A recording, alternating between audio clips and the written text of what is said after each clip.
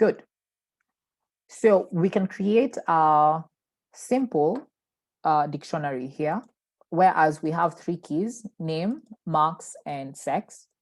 And the values for each of these are a list holding three values. So for name, we have three values essentially: Brand, Allen, and Bonnell. And then for marks, we have three values as well, integers that attribute to each particular name.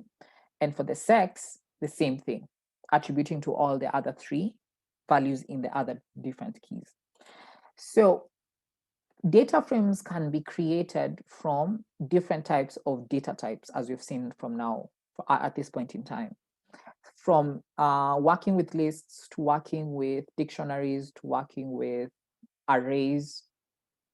And as later on we'll see, also working with more sophisticated data sources such as Excel files, CSV files, SQL databases, or SQL files, and so on. So in this case, we're going to be creating a data frame out of this particular dictionary. And in order to do that, we simply call PD for pandas dot data frame. Keep close attention to the uppercase letters. The D in data is uppercase and the F in frame is uppercase. That's just how the program was built. And within the brackets, you can now put in more attributes. So just to take a sneak peek about all the a number of the attributes that you can put in when you're creating a data frame.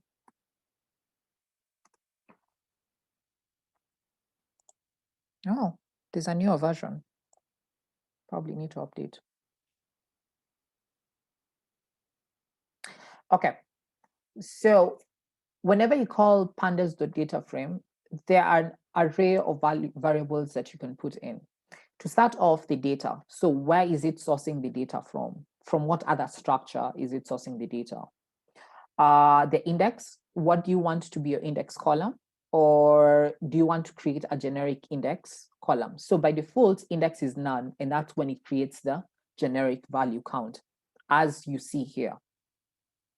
Here, because we did not specify what we wanted our index is, it just created a number count and set it to be the index. The index is always on the left-hand side, and it's also bolded.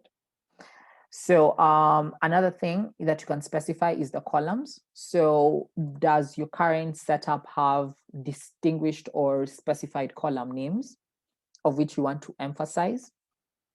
I'm going to explain a little bit more about this when we get back to the notebook. The data type for the values in all the columns in the data frame, as well as copy, whether either false or true. Sorry about that. So in this case, because we're creating our data frame from students, data frames tend to play very well with dictionaries because dictionaries are more complex as opposed to all the other sequential data types in Python that we saw, in that it has two significant elements, the key and the values.